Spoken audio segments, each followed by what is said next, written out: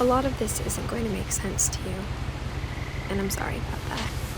I'm just going to start at the beginning, with the house.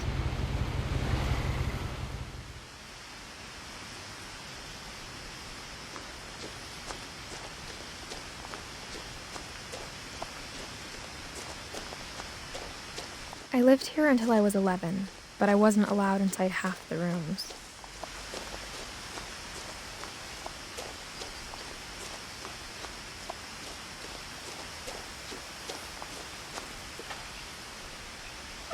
Inside the mailbox were bills from 7 years ago, marked urgent, open immediately.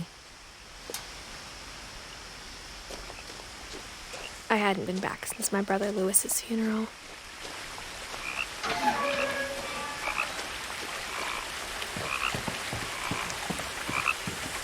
In her will, my mother left me a key, but didn't tell me what it unlocked.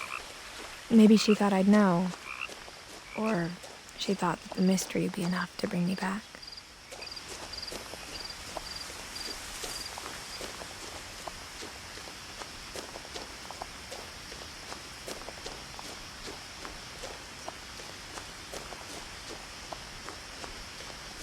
No one had driven this way in a long time, but I saw a few hoof prints.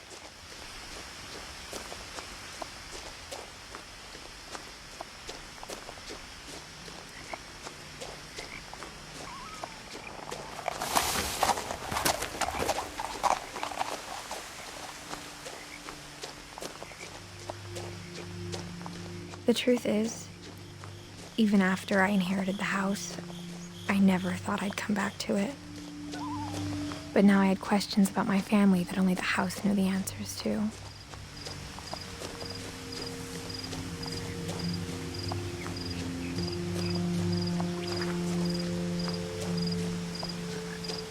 The house was exactly like I remembered it, the way I'd been dreaming about it.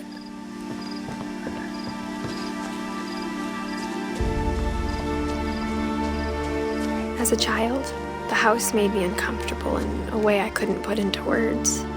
Now, as a 17-year-old, I knew exactly what those words were. I was afraid of the house.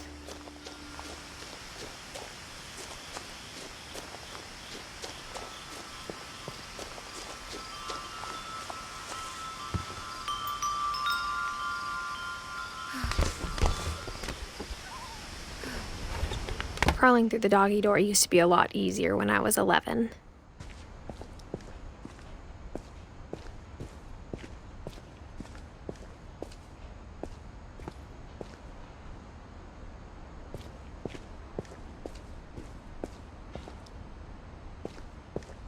For the first time in years, I felt like I was home. But instead of a family, there were just memories of one.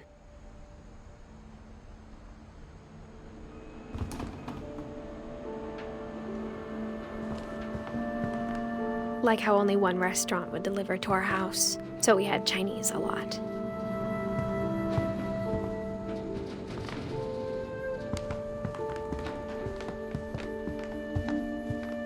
The table was still a wreck from the night we left. My mom was the only one of us who could imagine Great-Grandma Edie living in a nursing home. It was like a bomb had gone off, killing everyone but sparing the furniture. Nothing in the house looked abnormal. There was just too much of it, like a smile with too many teeth.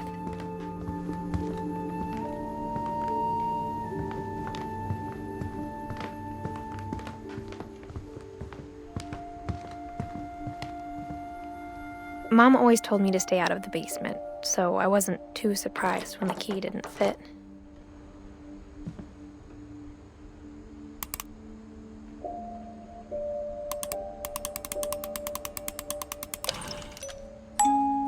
Great-Grandpa Sven built a music box for Barbara, along with the rest of the house.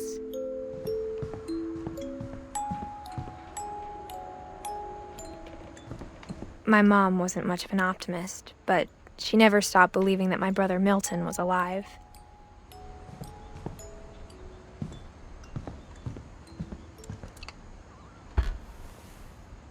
Edie told me once that every Finch who ever lived is buried somewhere in the library.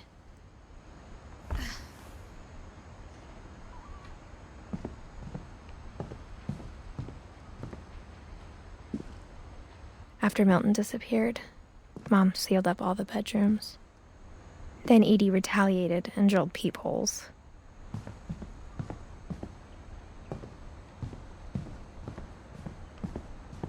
Edie's father, Odin, built the original house. Barbara was a child star for 2 years, until America grew out of it.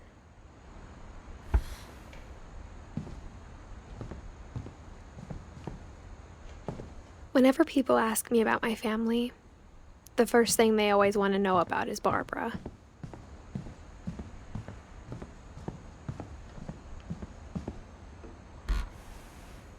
My Grandpa Sam spent 7 years sharing a room with his dead brother, Calvin.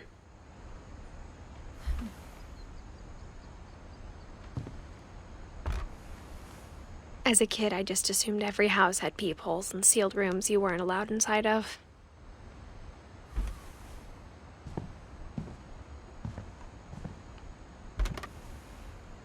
The last time I was in Edith Sr.'s room, I was 10 and she was painting my portrait.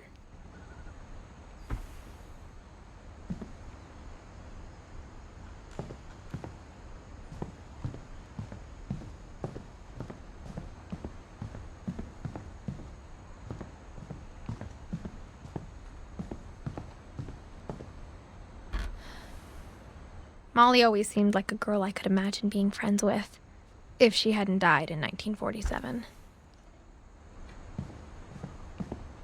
I spent a lot of time playing in Great Uncle Walter's room. I think my mom sometimes regretted not sealing it up.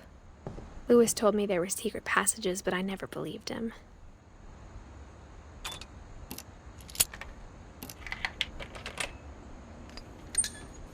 Turns out, my mom was really good at keeping secrets. Now it was time to find out what my mom had been afraid of.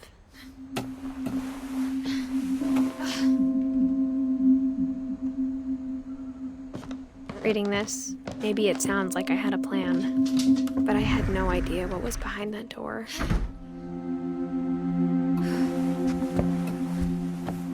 Just like I had no idea where all this was gonna lead. I grew up looking at Molly's room through the peephole.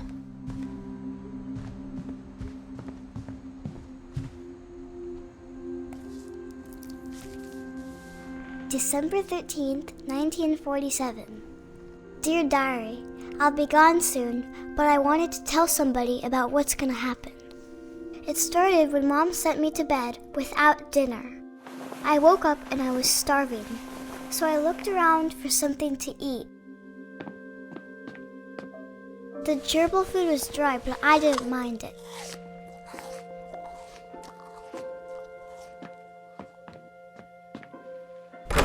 Mom, can I come out now? Sweetheart, it's late. Go to sleep.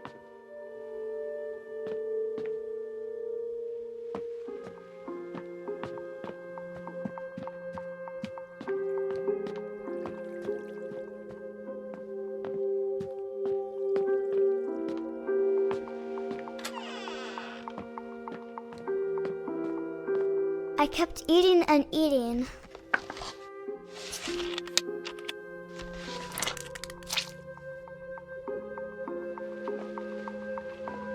I ate a lot of things that night.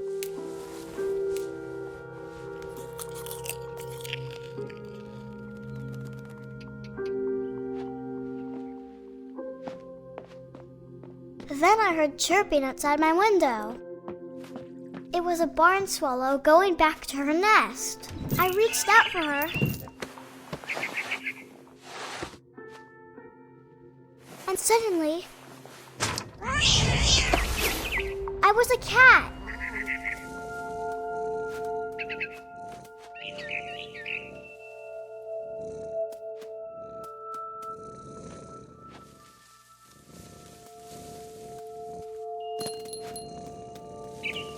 I tried to be quiet, but the bird was really scared.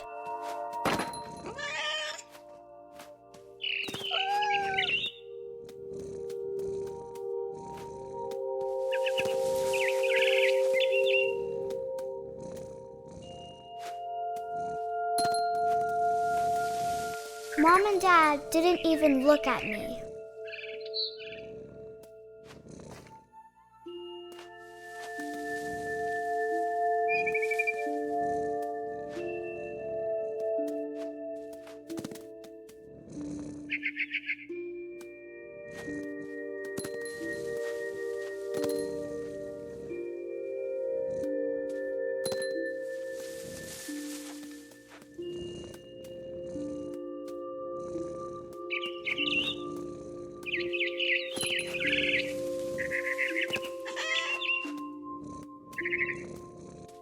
I jumped and I almost got her.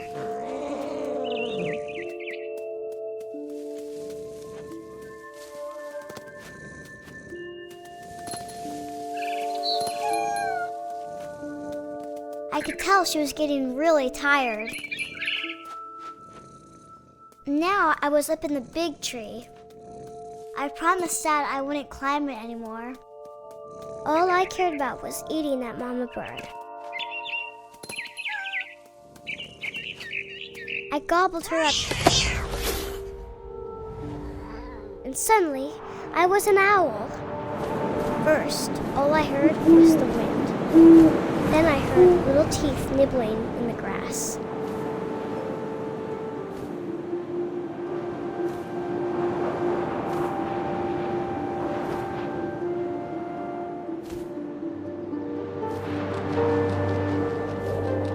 Rabbits.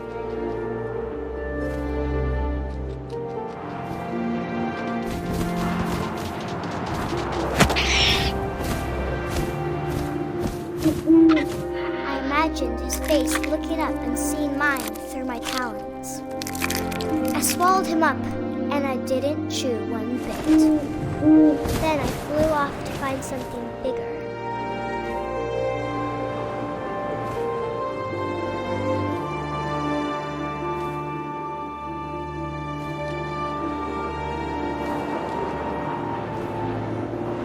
A mama rabbit.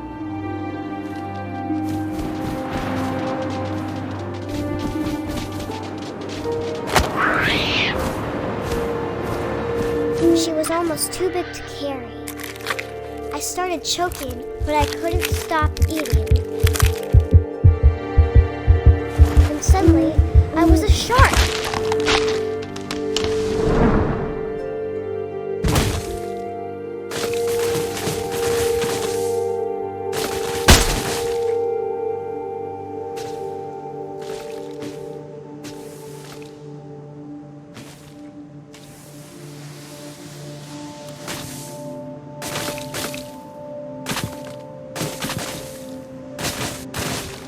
I rolled off a cliff and into the ocean. Now, I was hungrier than ever.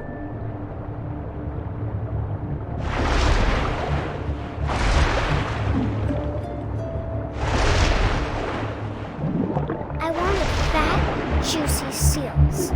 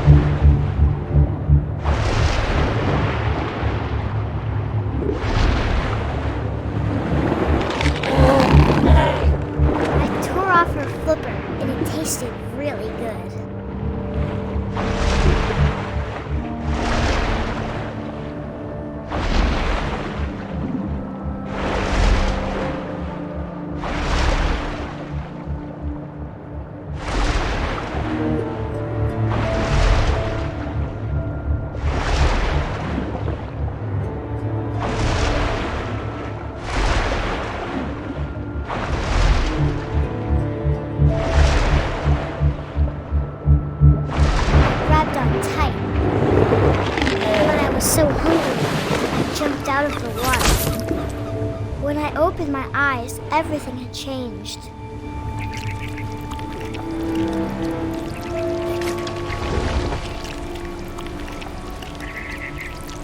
Now I was a monster, and I smelled people everywhere.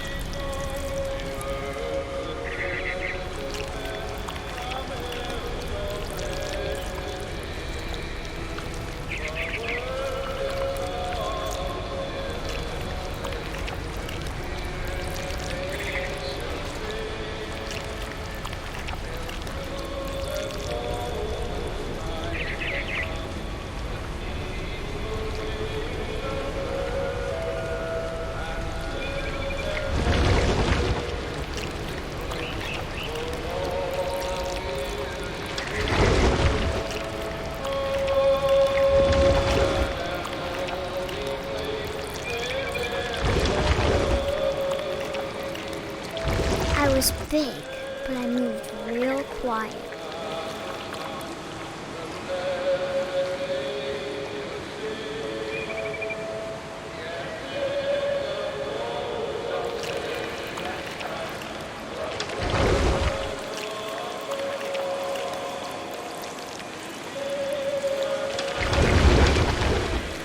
I wanted to stop, but also I didn't. Drunken sailor, what shall we do with a drunken sailor? His belly with a rusty razor, shave his belly with a rusty razor, shave his belly with a rusty razor, light in the morning. What shall we do with a drunken sailor? What shall we do with a drunken sailor? What shall we do with a drunken sailor? Put him in bed with the captain's daughter. Put him in bed with the captain's daughter. Put him in bed with the captain's daughter. What shall we do with a drunken sailor? What shall we do with a drunken sailor? What shall we do with a drunken sailor? Struck with a longbow till he's over. Struck with a longbow till he's over.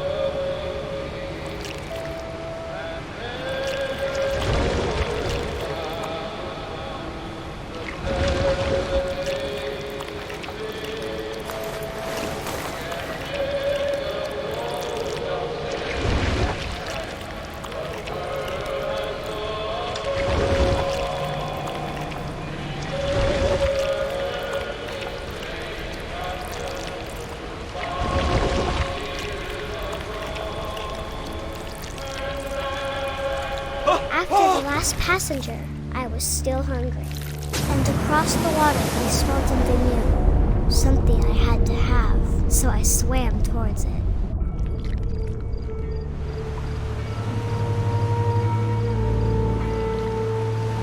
I slithered onto the sand, and the good smell went into an old pipe.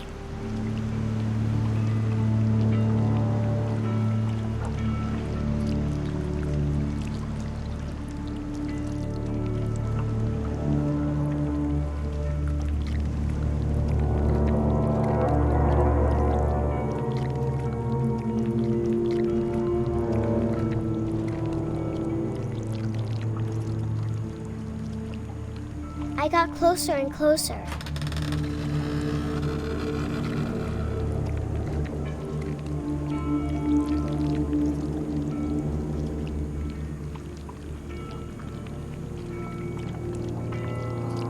All of my stomach started growling.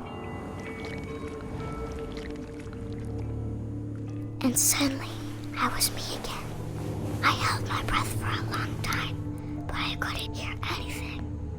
I think it's waiting for me to fall asleep. But it's not going to wait much longer. It needs to feed, and we both know I will be delicious.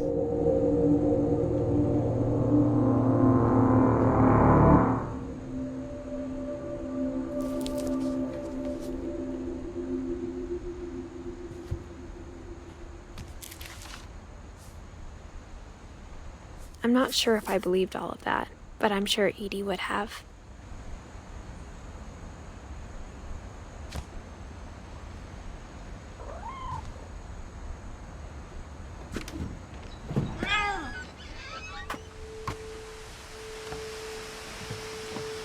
This will be obvious later, but my mom never told me any of these stories. Edie would have, but Mom didn't like bringing up the past. Though, when we adopted a stray kitten, she was the one who named it Molly.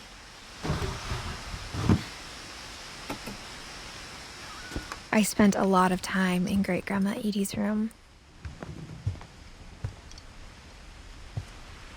Edie gave a big interview about a mole man living under the Finch house. I hadn't thought of myself as Edith Jr. for a long, long time. When Edie told people Sven was killed by a dragon, she could also have said he was building a dragon-shaped slide that collapsed. Louis died a week before we left, but Edie had already started to memorialize him. Her room was like a museum. For 500 years, the Finches have been famous throughout Norway for their fortune and misfortune. Odin Finch buries the latest victims of the family curse, his wife Ingeborg and their newborn son, Johan. On January 7th, 1937, he set sail with his family and his house, hoping to leave the curse behind. But 40-foot waves off the coast of Washington send the house and Odin to the bottom of the sea. Odin's daughter Edie, with husband Sven and baby Molly, step ashore on their new home, Orcas Island. Odin Finch is the first to be buried in the new family cemetery. His daughter Edie is already dreaming of a new Finch house.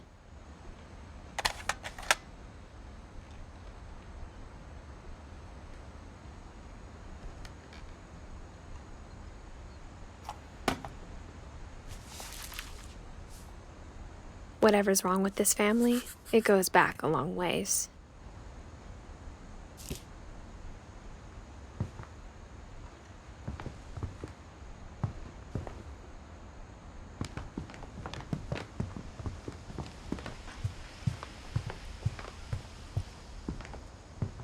Even in her 90s, sometimes Edie seemed a lot younger than my mother.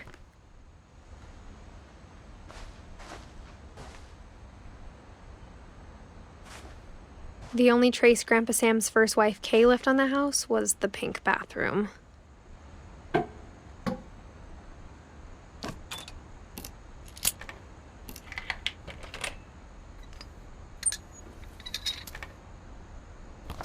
There's a secret in this bathroom.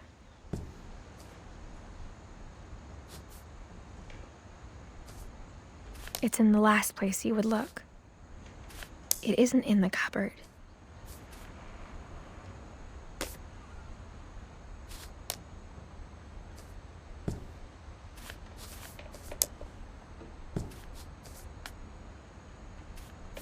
It's hidden in this book.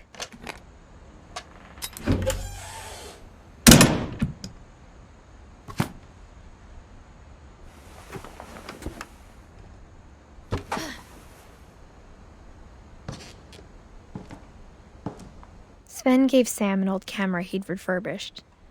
He never put it down.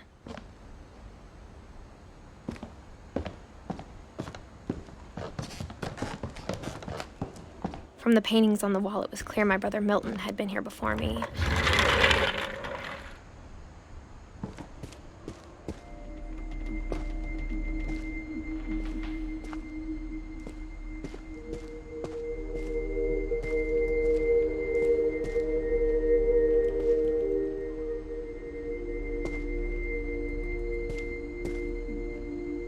I knew Grandpa Sam had a twin, and that he never talked about him.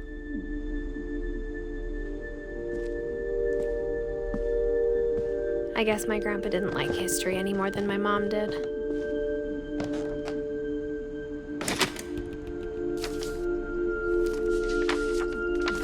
How I Want to Remember My Brother by Sam Finch. The thing I remember is that when he made up his mind, that was it. My brother said he'd die before he ate another mushroom, and he did. At Barbara's funeral, he swore he'd never be afraid again, and he wasn't. I think Calvin always wanted to fly. Sam! Calvin! Dinner's ready! Coming! But that day, he finally made up his mind to do it. I told him going around was impossible. Maybe if I hadn't said that,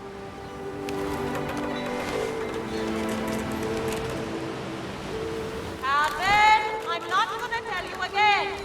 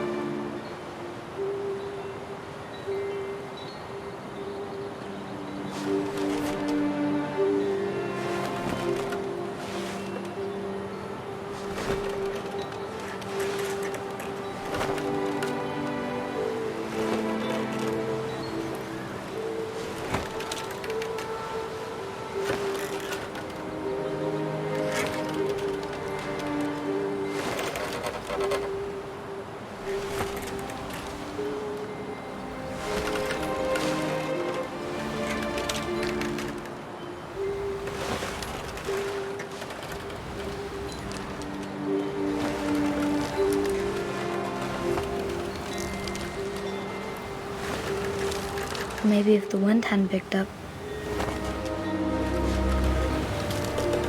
then maybe he'd still be here. But I doubt it. I think he'd already made up his mind. That's what I want to remember about my brother.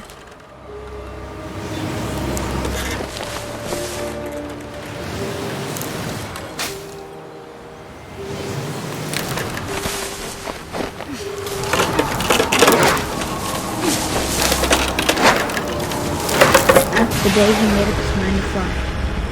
And he did.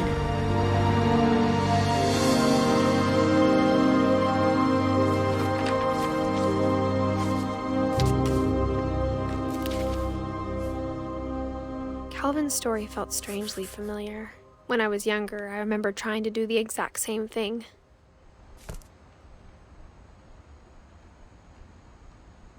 After the funeral, Edie roped off Calvin's half of the room.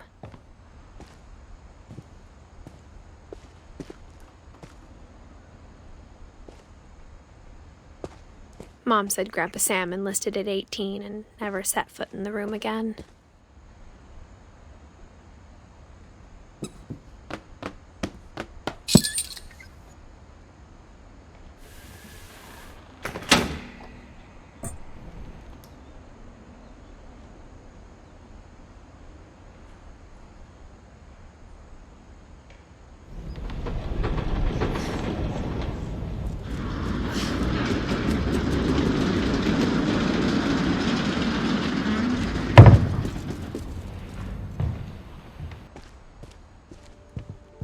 The passages were a pretty tight fit. They'd obviously been built for smaller hands and bellies.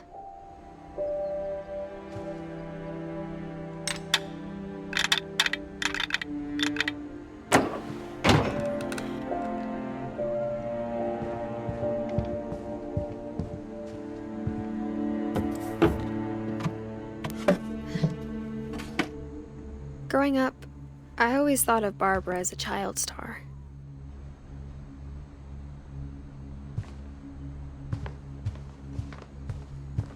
I never thought about how hard it must have been for her afterwards.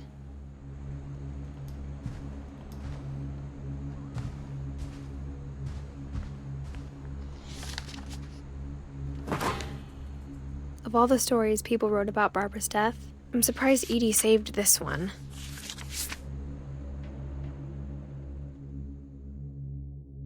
Old Jack here with another ghastly tale inspired by America's most unfortunate family. I'm calling it The Surprise Ending of Barbara Finch. As a child star, Barbara was famous for her scream. Now at 16, she was all washed up. A has-been. But in a lucky break, she'd been asked to perform her signature scream at a local convention for monster movie fans. It was just the boost her career needed.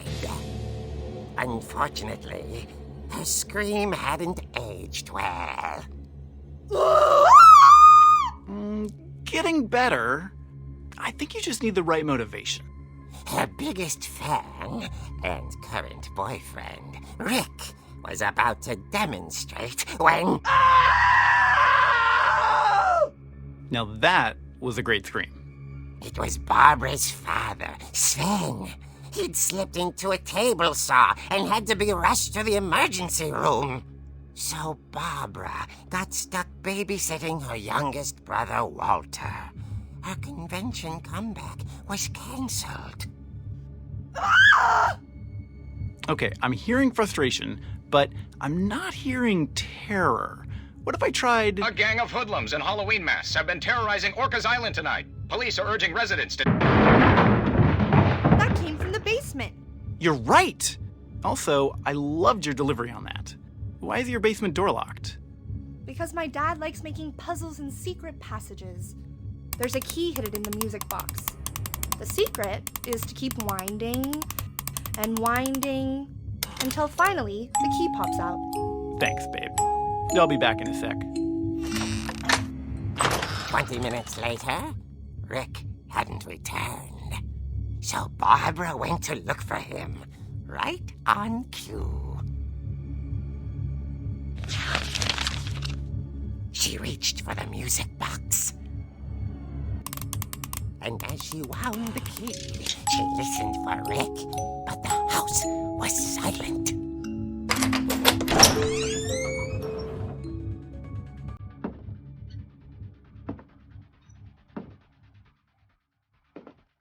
She found Rick's crutch and imagined the worst.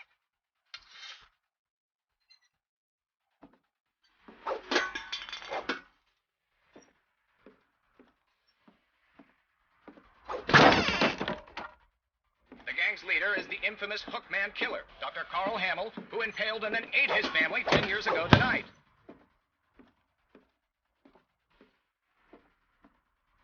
The old fridge rattled and grew still. Oh dear! Oh! Rick? Barb, relax. I was just trying to scare you to help you find your scream. Well, I'm not scared, Rick. I'm furious. Then act furious.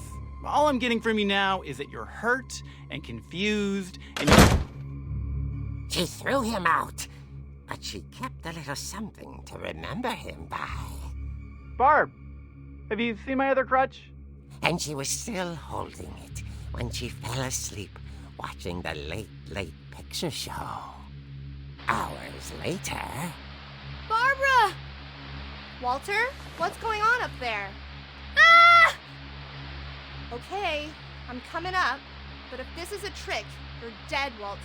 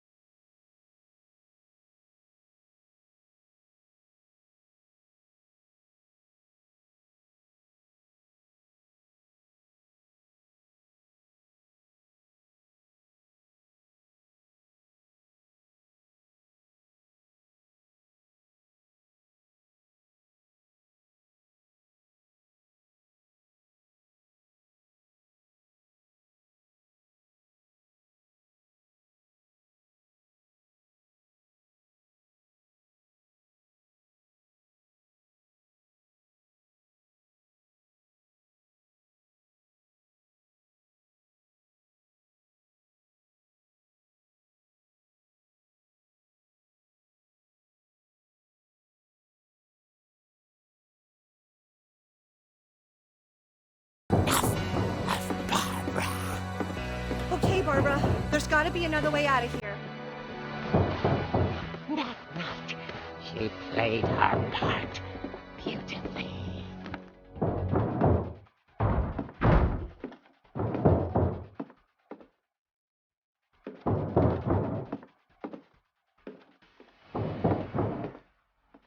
She thought about abandoning Walter, but just couldn't do it.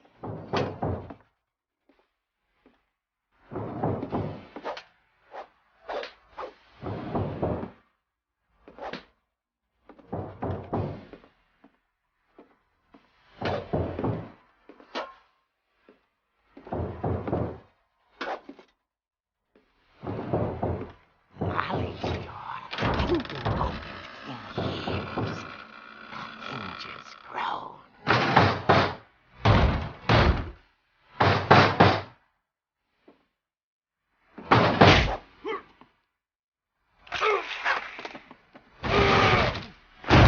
He wasn't moving, but she sensed the story might not be over yet.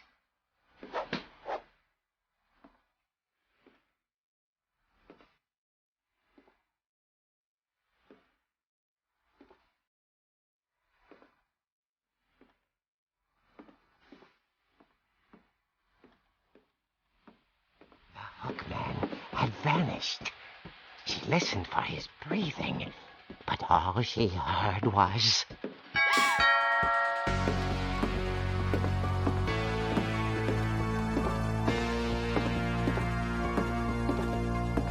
At the door, she heard whispering. It was coming from inside the house.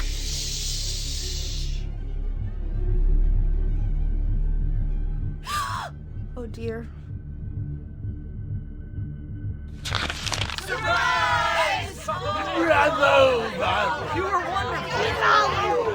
monsters had come to surprise her.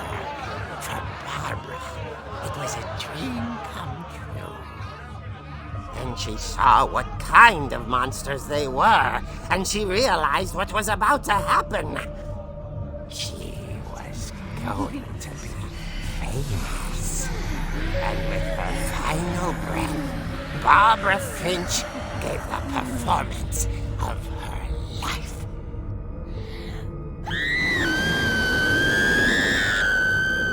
I wasn't there myself, but I hear Barbara was magnificent.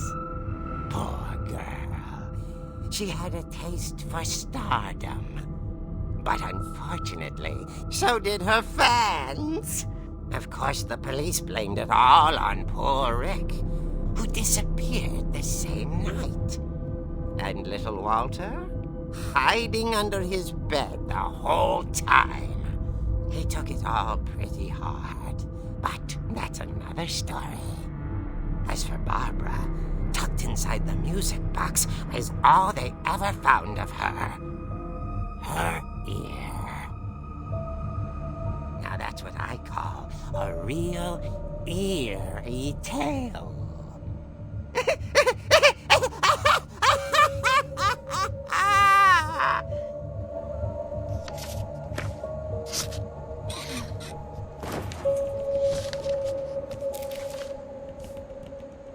Edie told me all Barbara wanted was to be remembered, as absurd as that comic was.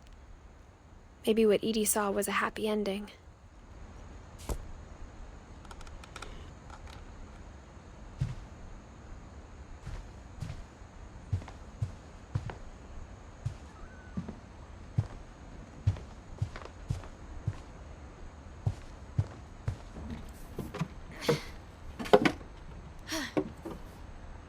I guess now I know why Mom didn't like me playing with the music box.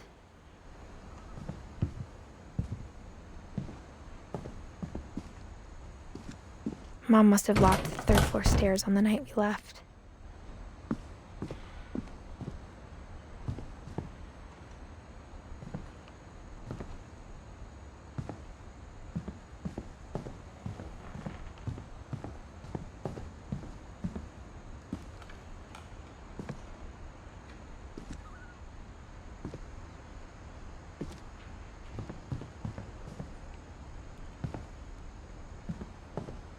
A lot of things got left behind in the whirlwind of that last night.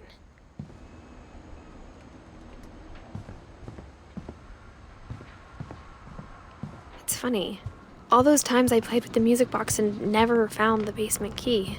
After Lewis started working at the cannery, we all got pretty sick of salmon. Except our cat, Molly.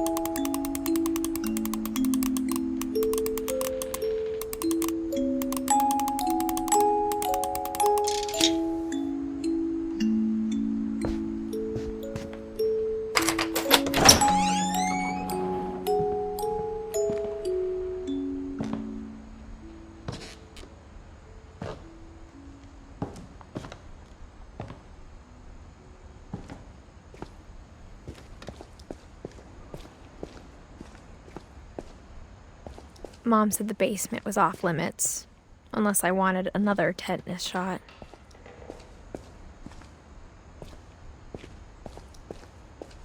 I saw Edie sneak down to the basement once, carrying packages. I thought maybe she was hiding presents. It turned out she was hiding a lot more than that.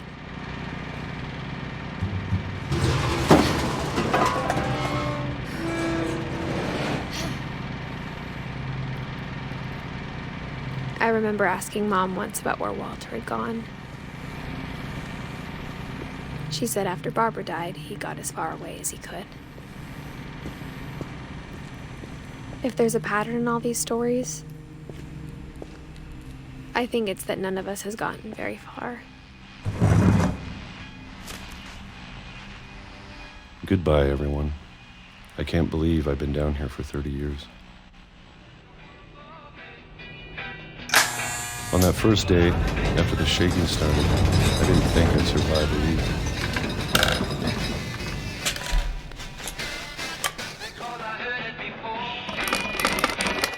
But after a few days, I settled into a routine. That's what kept me sane.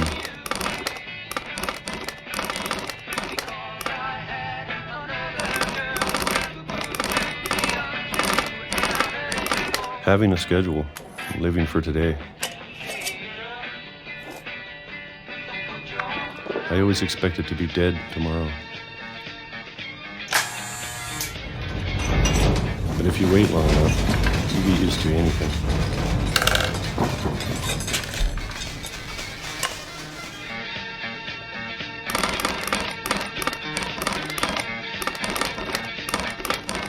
Even a monster on the other side of the door starts to feel normal.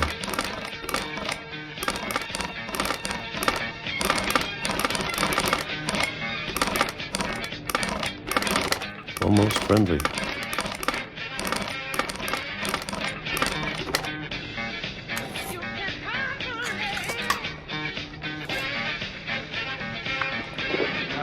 And then one day, everything just stopped.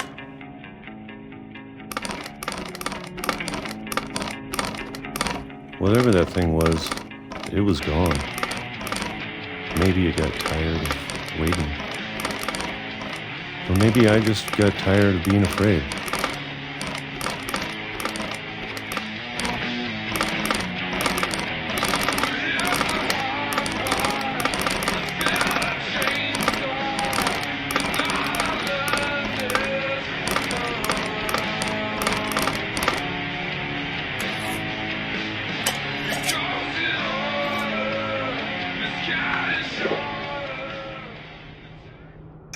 It's been a week now, the longest in 30 years.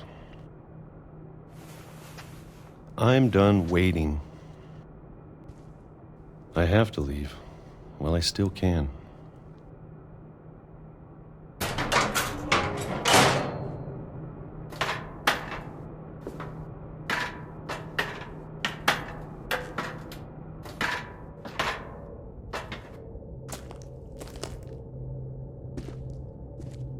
I know it's out there, somewhere.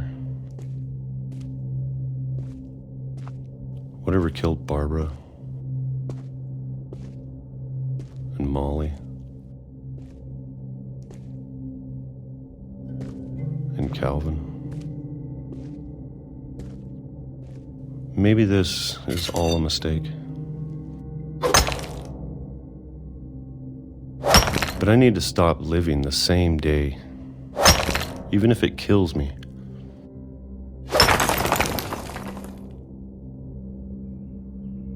Whatever's out there, I want you to know I'm ready for it. I'm going to appreciate all of it, especially the food.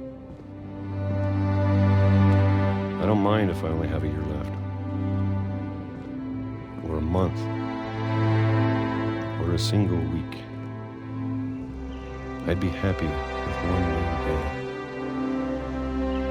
I can already imagine the sun on my face.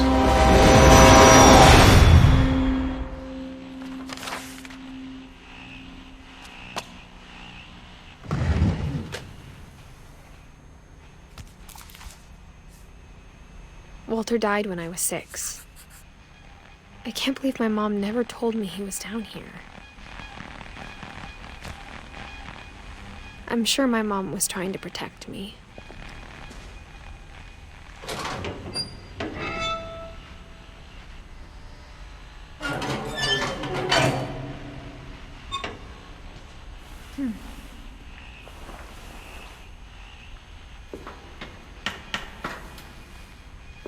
Maybe she was afraid I'd end up like Walter.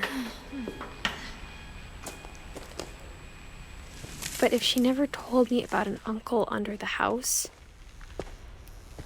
I can only imagine what else she was hiding. I don't want to make the same mistakes she made. Trying to bury something that's still alive. Now that there's only one of us left, or maybe 2, I thought it was time I heard the stories for myself. and found out what happened to everyone else. But now I'm worried the stories themselves might be the problem. Maybe we believed so much in a family curse, we made it real.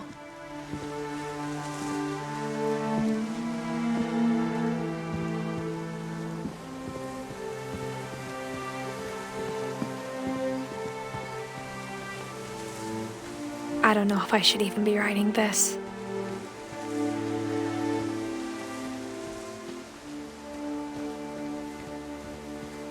Maybe it'd be better if all this just died with me.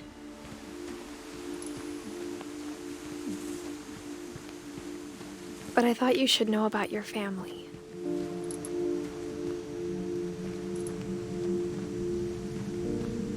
And the history you're a part of.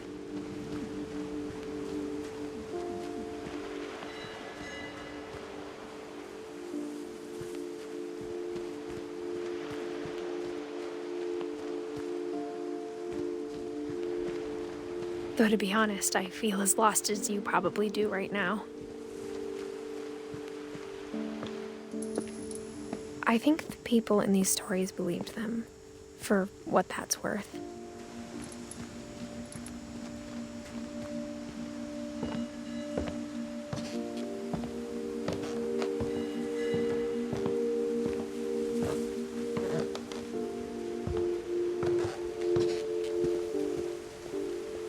And when you look at the house, that history of imagination and stubbornness and madness, any of it seems possible.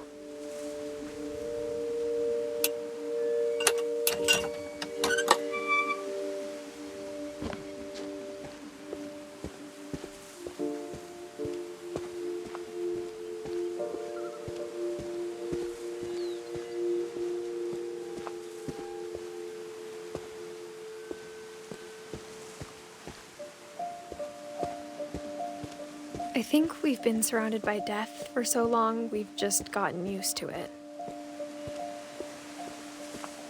What kind of family finishes building a cemetery before starting the house?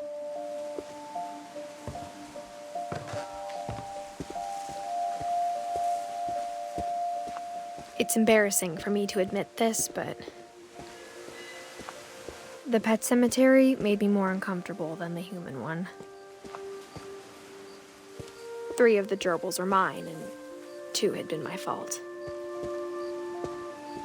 Sven built the house, but it was Edie who designed the cemetery.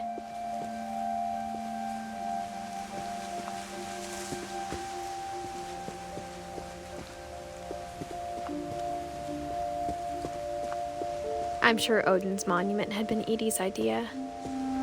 My mom was always trying to move on, but for Edie, the past never went away. She could see it poking out of the water at low tide.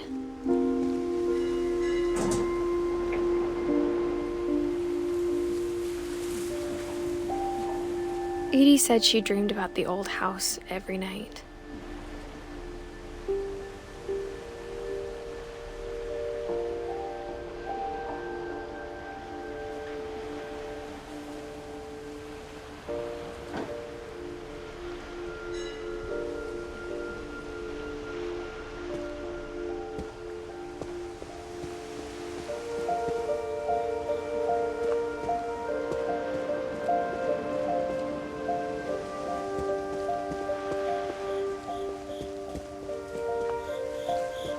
Edie's side was always easier for me to understand. But the older I get, the more I can see where my mom was coming from.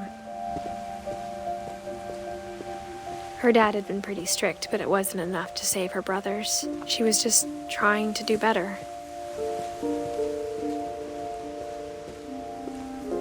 She lost 2 of her brothers, just like I did. I get why she tried so hard to protect us.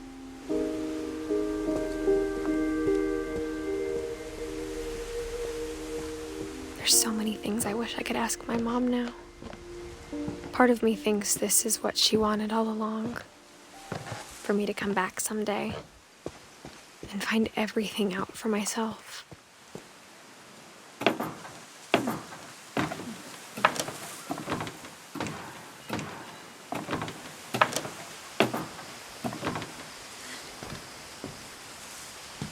But looking back on it now, if she told me there was going to be so much climbing, I never would have come when I was 22 weeks pregnant.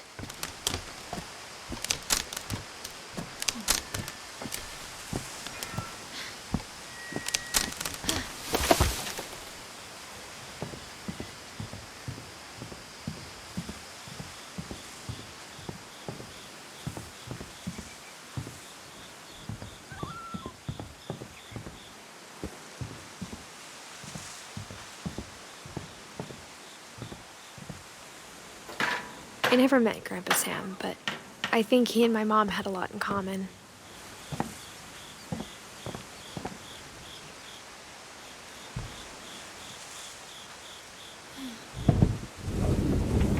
They were both pretty intense.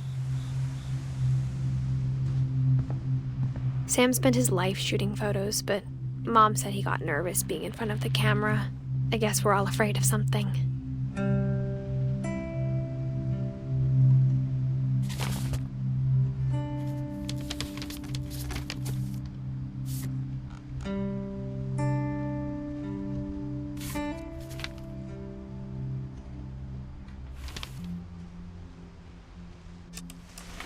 Dawn, I promise, you'll never forget this weekend. Yes, sir.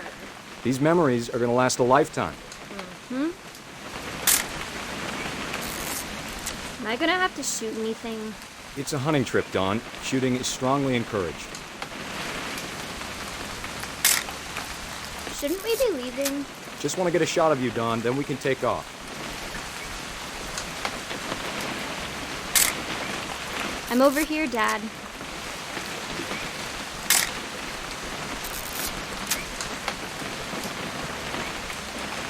What? Perfect. It's gonna rain the whole weekend, isn't it? I will never forget this weekend, Dad. That's the spirit. Okay, got it. I'm gonna take some pictures, okay? Just be careful. That camera's older than you are.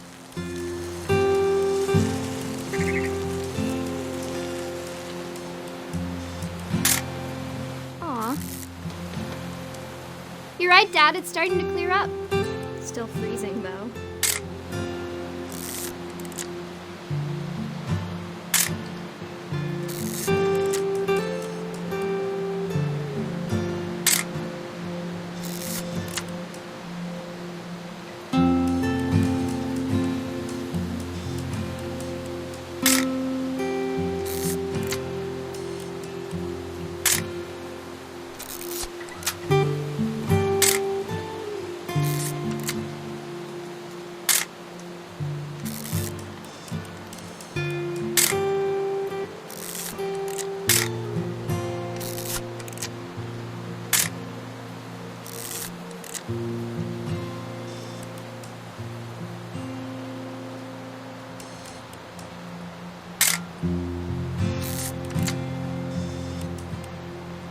Definitely should not have drunk all that coffee.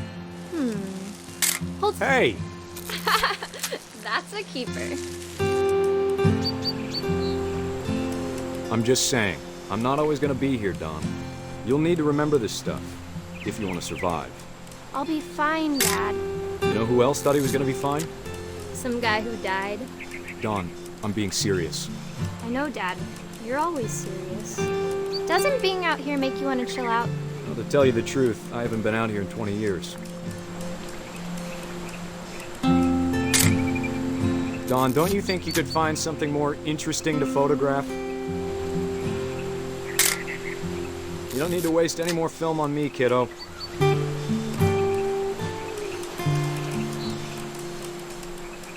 Last time I was with my brother Calvin. Man, that was a great trip.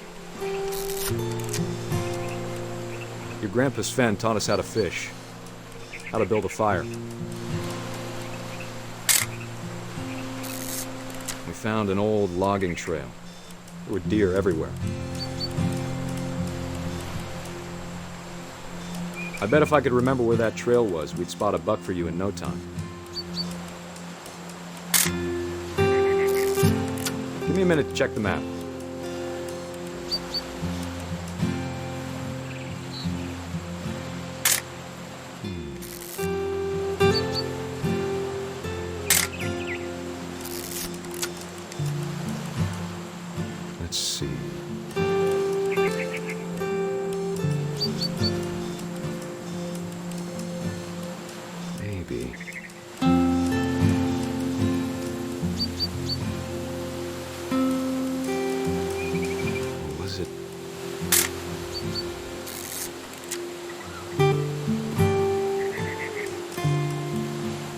have been...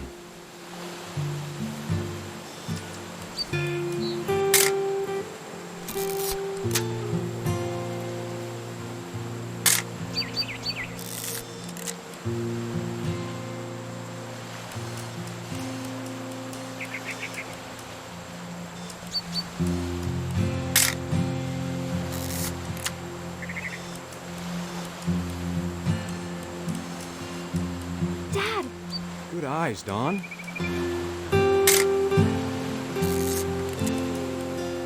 Before you take the shot, let me get a picture of you.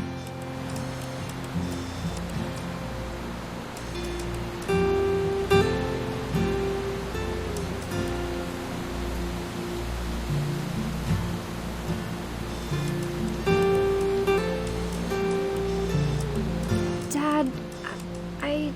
Just breathe. Let me get behind you. Do I have to do this? Dawn, you don't have to do anything. But if you want to survive... Great shot, Dawn!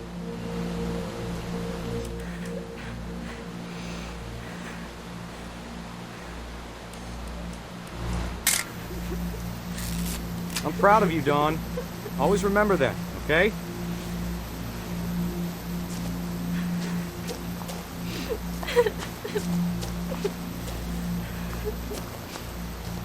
Sorry, Dawn. Just gotta reset the timer.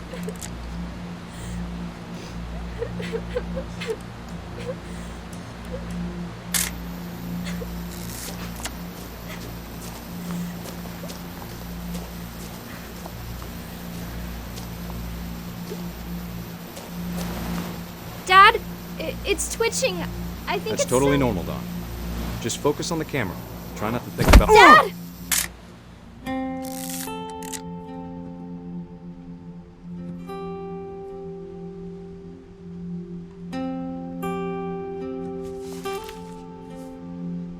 Of all these stories, that's the one I wish most that my mom had told me.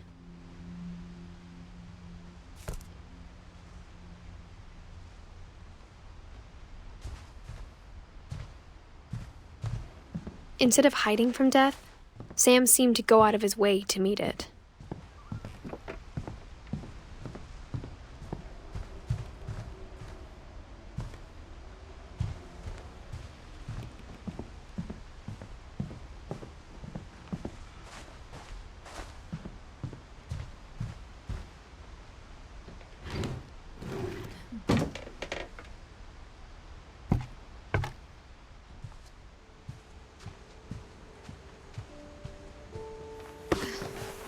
After Sam died, my mom and Edie got really close. They'd both lost a lot.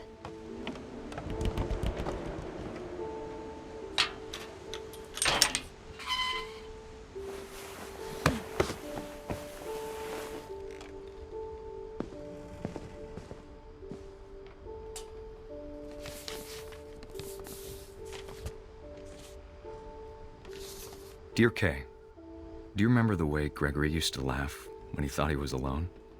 Like something funny was happening, but only he could see it.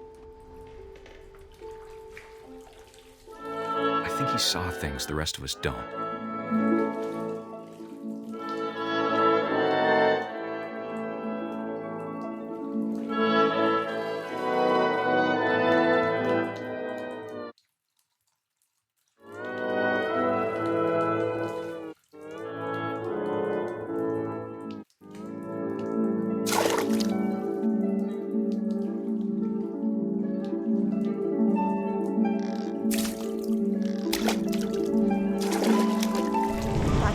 Gregory, it's time to...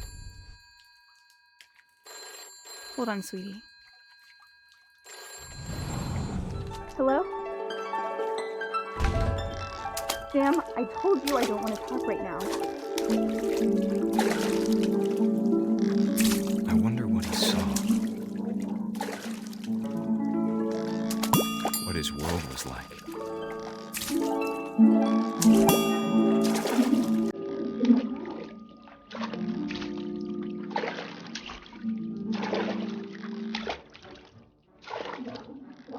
He reminded me so much of Calvin. lost in his imagination.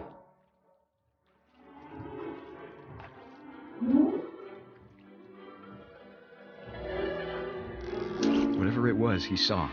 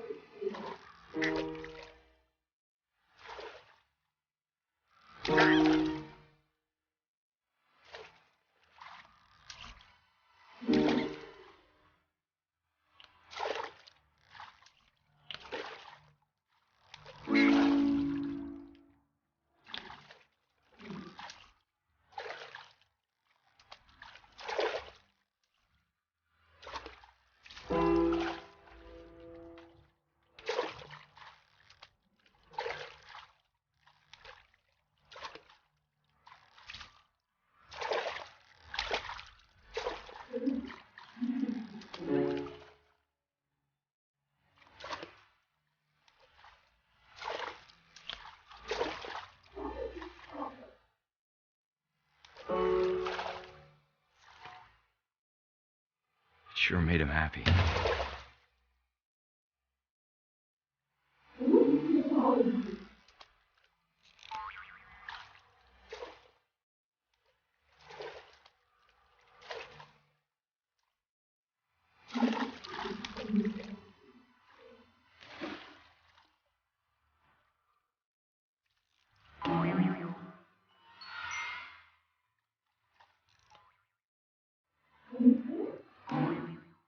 I know how silly it sounds.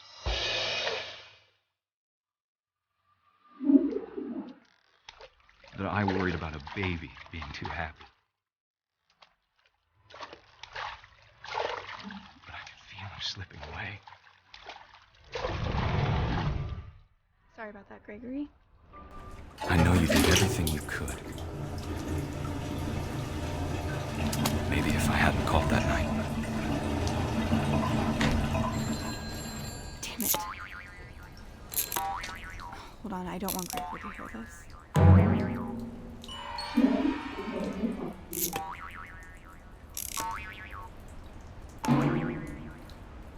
I wish he could have told us about the world he saw.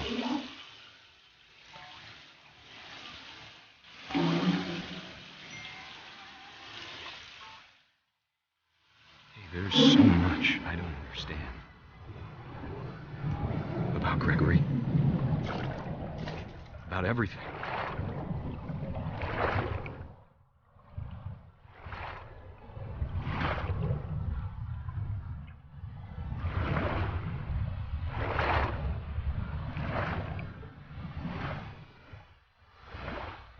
What happened wasn't your fault.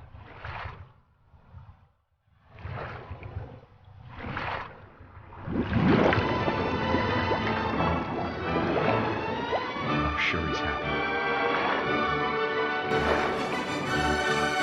And he'd want you to be happy too. Good luck, Kay. Love, Sam.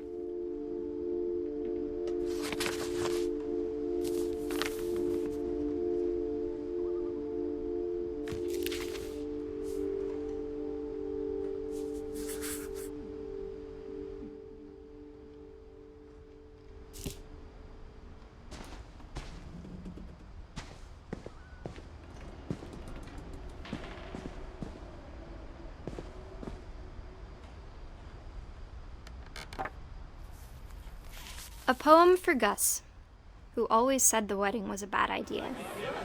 Our father never hit us kids, at least not very hard, before the day my brother said with teenage disregard that he'd be dead before he'd see a wedding in our yard.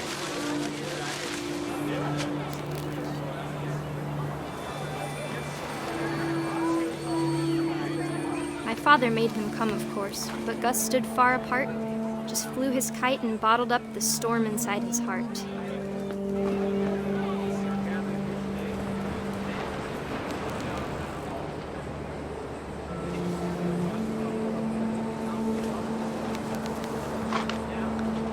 I tried to talk him out of it, but though he'd never met her, we don't need a stepmom were the words that I now pronounce you husband and wife. You may kiss the bride.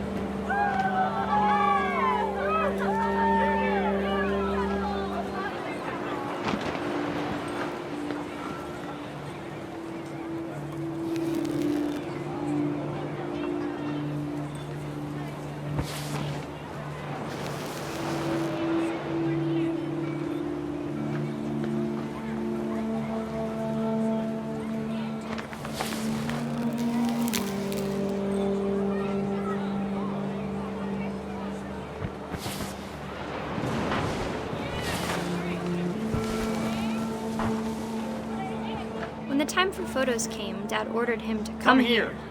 But Gus declined, and as a sign held up his middle finger.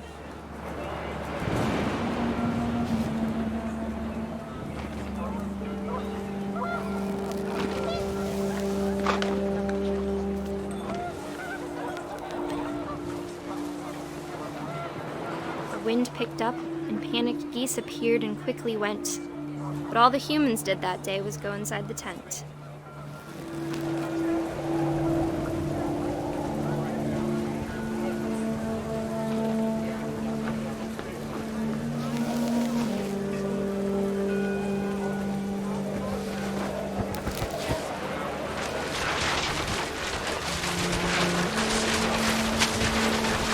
Rain came down in buckets then, but no one seemed afraid that nature might destroy the tent our dad had crudely made.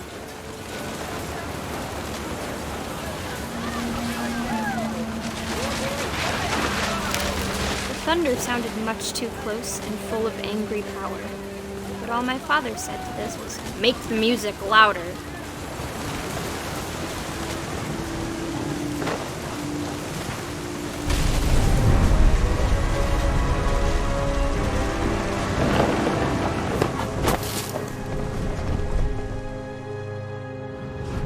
I wish that I could truly say I thought about you on that day. Out there on the beach alone, just you, the wind, the sea, and foam. But I didn't, until we found you. I can't imagine my mom ever writing poetry, and yet...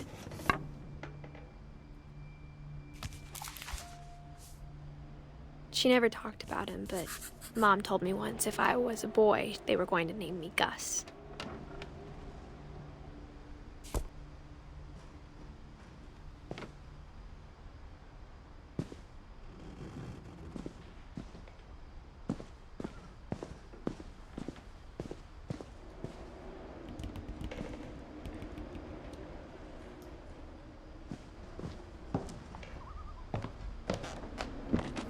My mom moved up to the loft after her brothers died.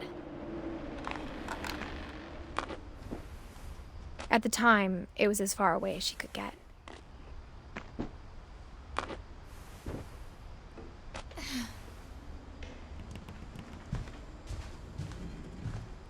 She spent a summer building houses in Calcutta, where she met my dad, Sanjay.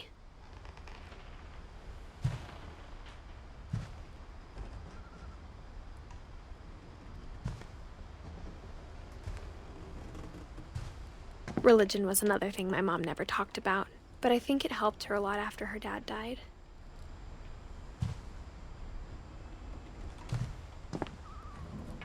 My mom moved to India a week after graduation and got a job teaching English. Louis was born a year later.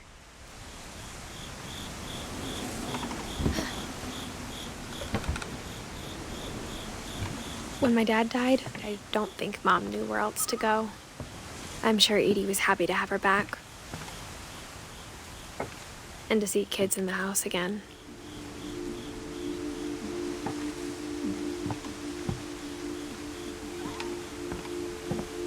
The house had to get a little bigger, but Edie was used to that. And for a while, things were good. Almost normal. But it didn't last.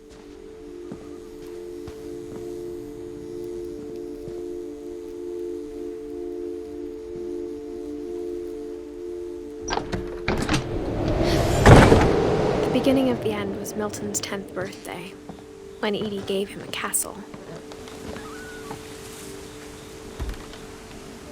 After Milton disappeared, the only thing he left behind was a room full of paintings.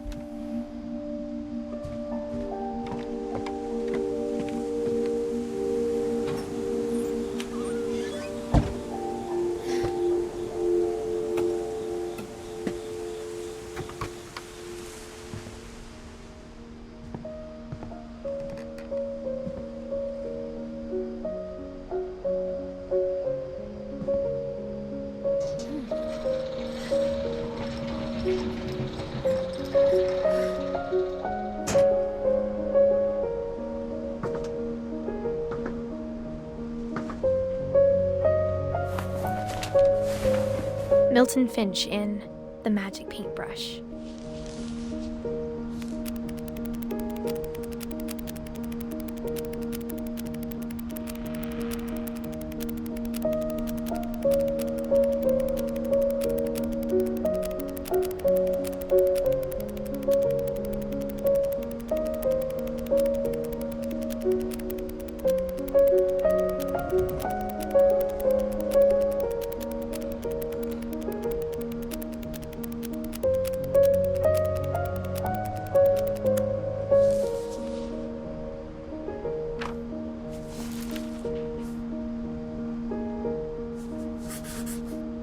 I was 4 when Milton disappeared.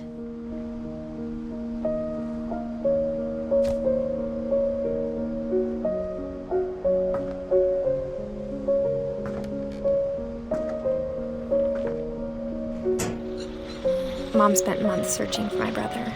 Then she sealed the doors.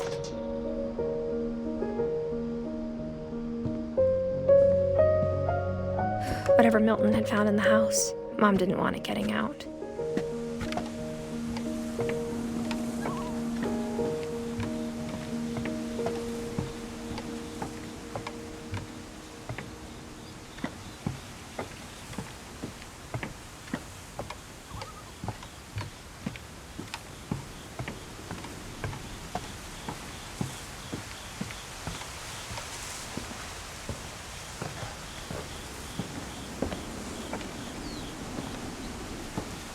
Mom definitely blamed Edie, but I think Louis blamed himself.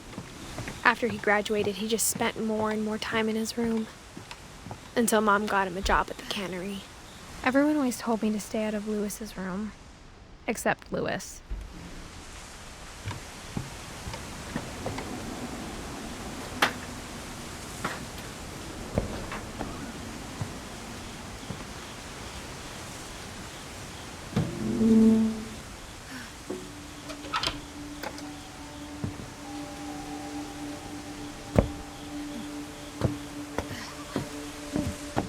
Louis's room smelled very, very familiar.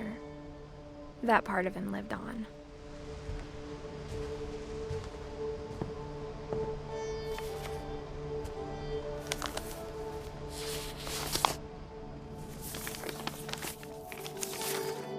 Dear Mrs. Finch, as Louis's psychiatrist, I can understand your desire for an explanation. As I see it, the trouble began in January, shortly after we convinced your son to seek treatment for substance abuse. Newly sober, I believe Louis first noticed the monotony of his daily life.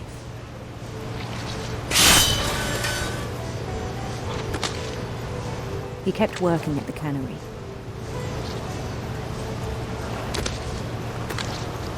But he withdrew part of himself. In our sessions, I saw the same behavior. His mind began to wander. I asked him to describe it. He said he started small, imagining a labyrinth. He'd feel his way about.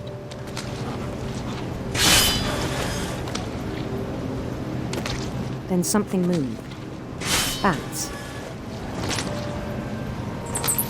And toads.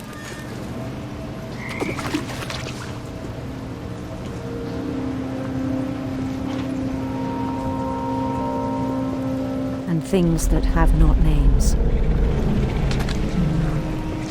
He knew it was all in his head.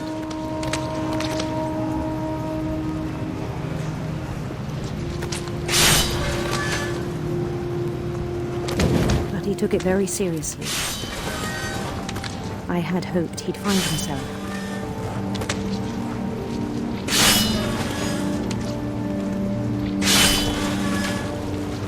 But he found something more. I worried about him then.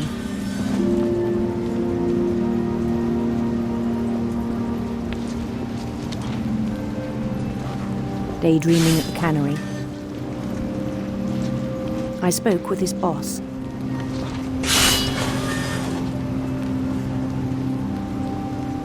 But he said Lewis had become a model employee. Methodical, tireless, focused. Like a whole new Lewis. So I let him go on.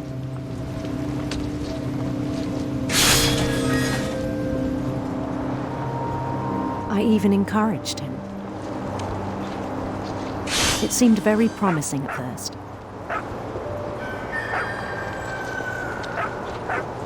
He told me he'd made a new friend.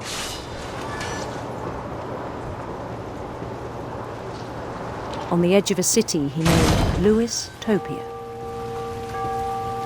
He built the city up slowly, brick by brick. Then he made musicians.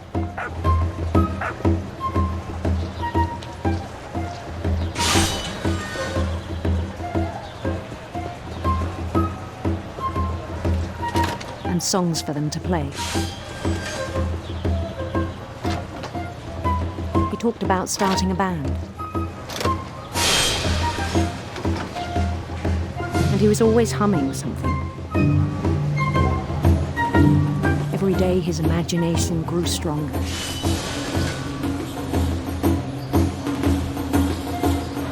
He no longer spoke at the cannery. But his chopping was as reliable as ever. Then one day it struck him that all the cheering crowds, even the stones under his feet, were all in his imagination,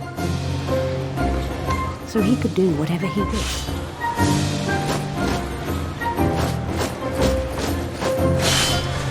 He held an election for mayor. And he won. They begged him to stay, but his mind was already wandering. It became a game for him.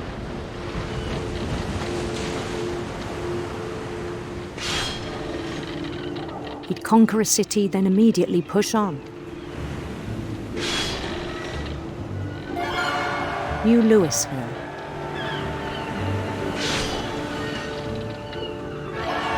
St. Louis.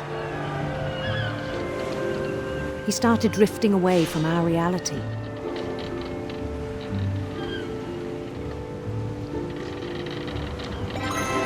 Minneapolis. Until one day he forgot to go home from the cannery. Even as his mother pleaded with him, part of Lewis kept sailing on.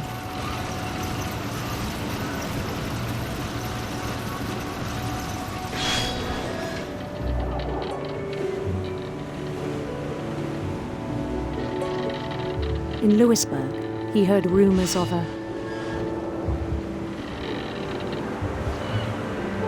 handsome queen.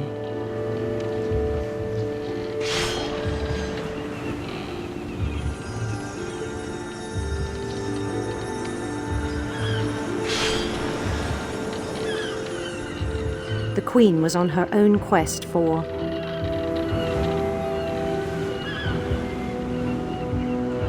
radiant rainbows.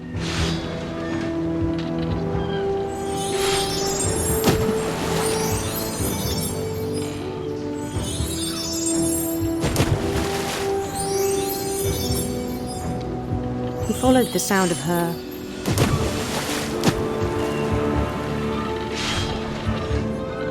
silver harp.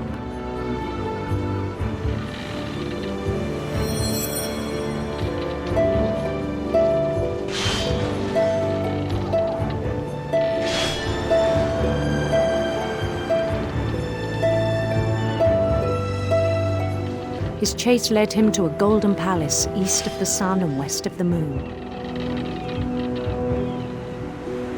Even then, his logic remained sound.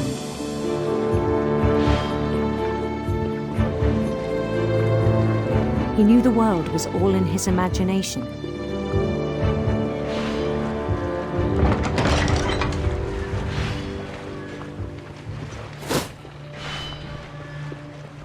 But he was so proud of having created it. In his own eyes, he'd become something greater than a king.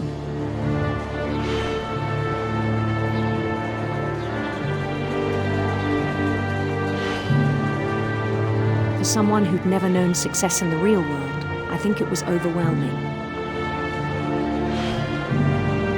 And then it struck him that the real Lewis was not the one chopping salmon, but the one climbing the steps of a golden palace.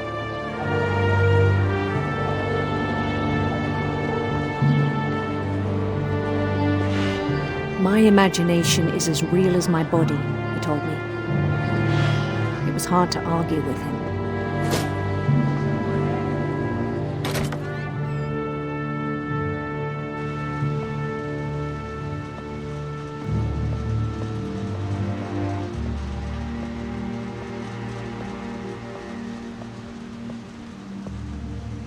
He began to forget the world we know.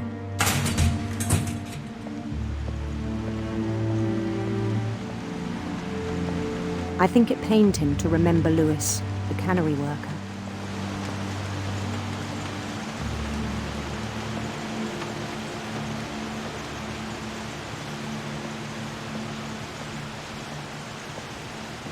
He began to despise the man with a royal contempt.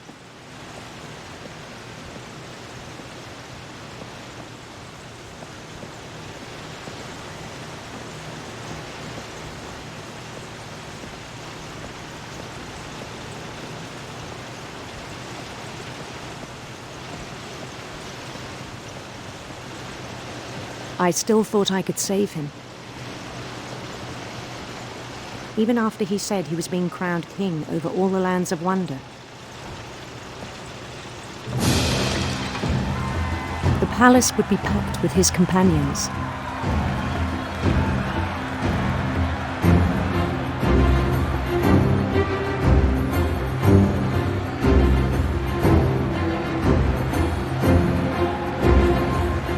Including the wise Calico who'd insisted on advising him.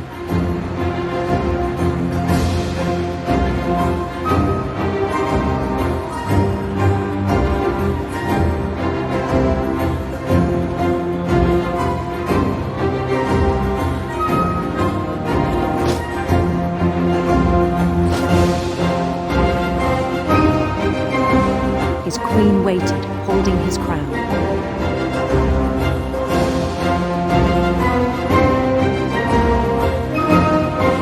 There was only one thing left to do.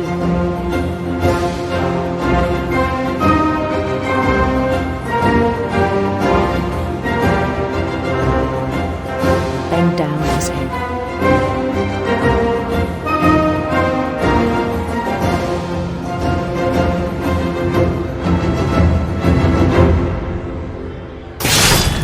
And the rest I think you know. Mrs. Finch, your son was a kind man who will be missed by all of us who knew him.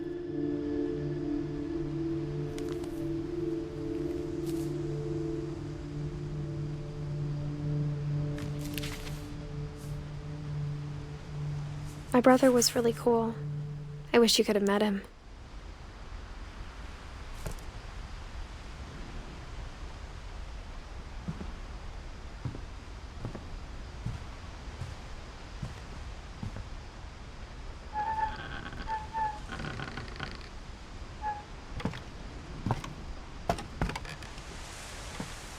On the way back from Lewis's funeral, my mom told me to start packing. She waited until the day before we left to tell Edie. I'm not sure if she wanted to make it easier or harder.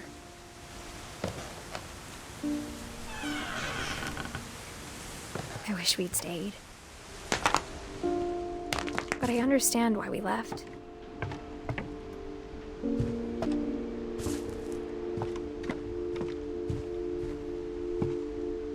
My mom ended up leaving everything behind.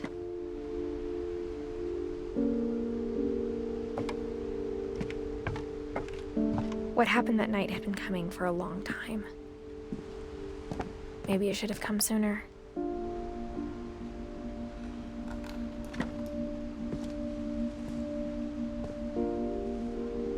But it had to end one way or another.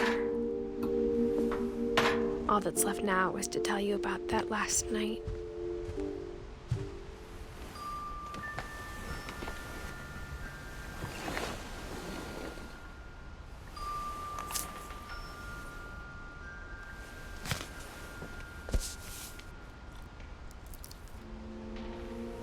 That whole last day, Edie just watched us pack and didn't say a word.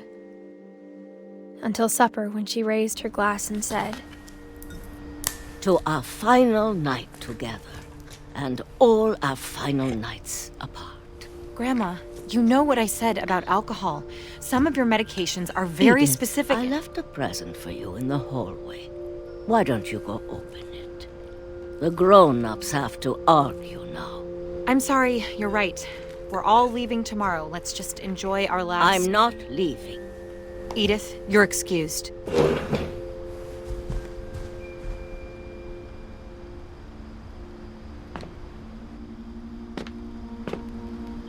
The power had been shut off that morning, but Edie always had plenty of candles. When my mom sealed the library, I don't think she knew about the other entrance. Or that Edie had a key to it.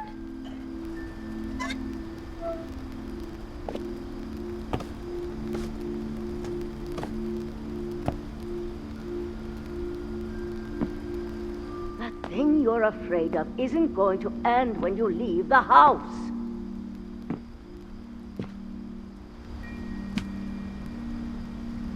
Edith has a right to know these stories. My children are dead because of your stories. I think it's best if Edith and I leave tonight.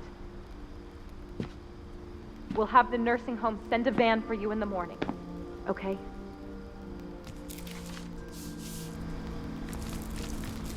Dear Edith, there's so many stories I wish I could tell you, but there's only time for one.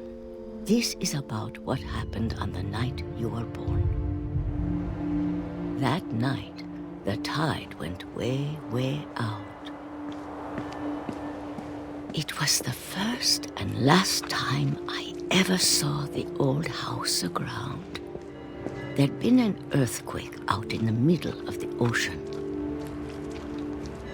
They called it the lowest tide in 1,000 years. God, it smelled awful. You know, I've seen that house every day of my life.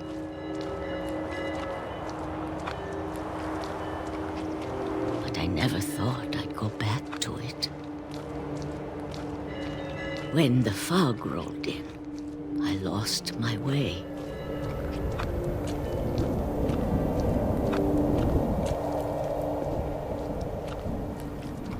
I got turned around.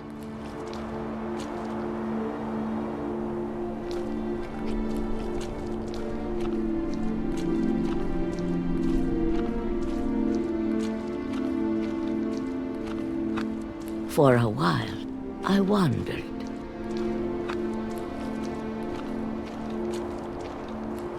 I started seeing things.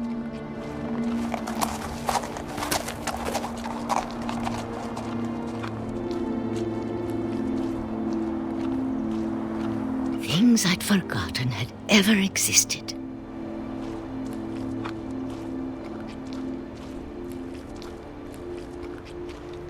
But when I saw them, they felt like old friends. That night, a lot of things came back to me. Or maybe I came back to them.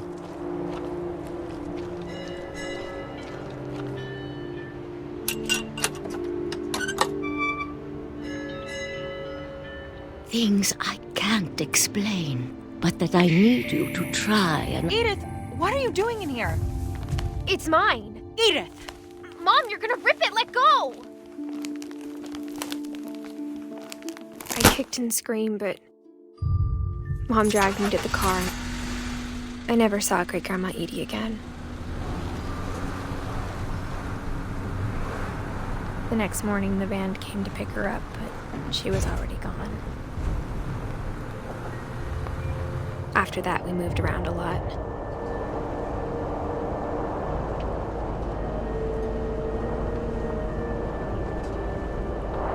We both tried to make the best of it.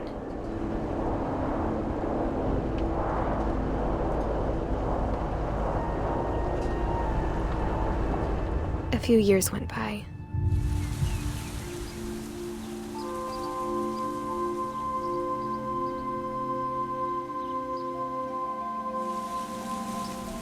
My mom didn't like to talk about it, but she started getting sick a lot. The rest happened pretty quickly.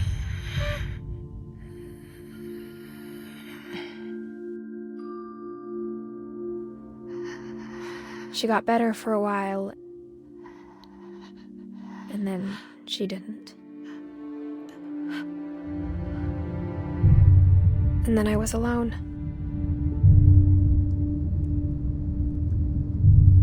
The last Finch left alive.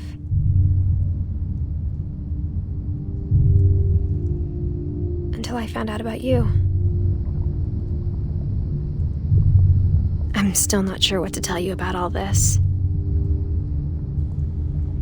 If we lived forever, maybe we'd have time to understand things. But as it is, I think the best we can do is try to open our eyes and appreciate how strange and brief all of this is. This journal was supposed to be for you. But now I hope you'll never see it. I just want to meet you and tell you all these stories myself. But I guess if you're reading this now, things didn't work out that way.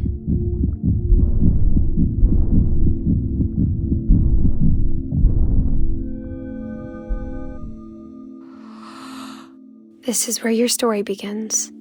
I'm sorry I won't be there to see it. It's a lot to ask, but I don't want you to be sad that I'm gone. I want you to be amazed that any of us ever had a chance to be here at all. Good luck.